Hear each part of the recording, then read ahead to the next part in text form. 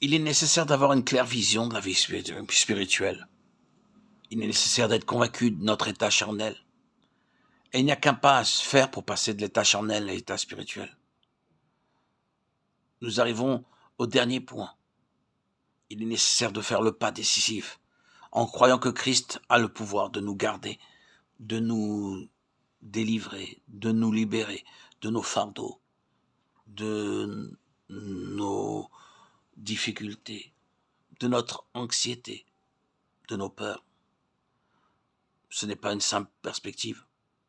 Ce n'est pas une consécration que nous pouvons obtenir de toute évidence par nos propres forces.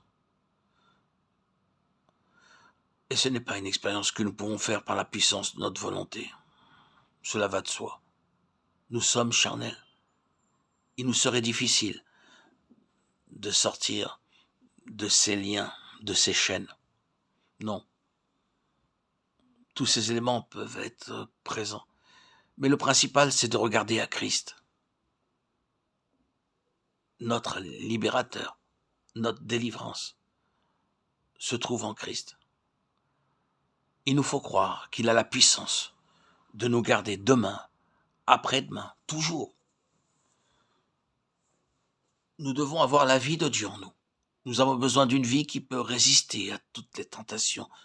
Une vie qui ne durera pas seulement jusqu'à la prochaine réunion de consécration, mais qui durera jusqu'à la mort. Nous voulons, par la grâce de Dieu, faire l'expérience de ce que la toute-puissance de Christ, habitant en nous, peut accomplir, et de tout ce que Dieu peut faire par nous, pour nous, en nous. Dieu attend, Christ attend, le Saint-Esprit attend. Ne voyez-vous pas en quoi vous avez eu tort et pourquoi vous avez erré si longtemps dans le désert?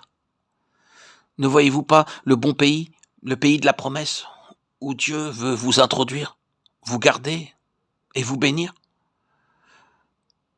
Rappelez-vous l'histoire de Josué et Caleb et des espions envoyés à Canaan. 10 des espions dirent au retour, « Nous ne pourrons pas vaincre ces gens-là. » Mais Caleb et Josué dirent, « Nous les vaincrons, car Dieu l'a promis. » Saisissez aujourd'hui les promesses de Dieu. Écoutez sa parole. La loi de l'esprit de vie en Jésus-Christ m'a affranchi de la loi du péché et de la mort. Romains 8:2. Emparez-vous de cette promesse. Demandez à Dieu d'accomplir en vous par son Saint-Esprit ce qu'il a offert. Approchez-vous de Dieu maintenant.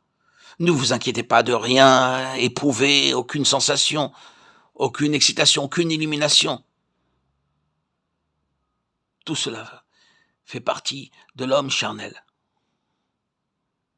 du péché. Ce n'est pas le travail de l'esprit. Venez et appuyez-vous sur la parole de Dieu. Et l'Éternel, Dieu a promis, comme Père, d'accorder le Saint-Esprit à chacun de ses enfants affamés. Luc 11:11-13. Comment ne vous le donnerait-il pas? Comment ne donnerait-il pas le Saint-Esprit à ceux qui le lui demandent? Comment n'accomplirait-il pas sa promesse? Aussi vrai que Christ fut donné pour vous sur le calvaire, aussi vrai que vous avez cru à la puissance du sang de Christ, le Saint-Esprit a été donné pour vous et moi. Ouvrez vos cœurs, soyez remplis du Saint-Esprit. Venez, croyez que le sang de Christ peut vous purifier. Confessez votre état charnel et vous serez lavés par le sang. Puis confiez-vous dans le Christ vivant pour recevoir la bénédiction du Saint-Esprit.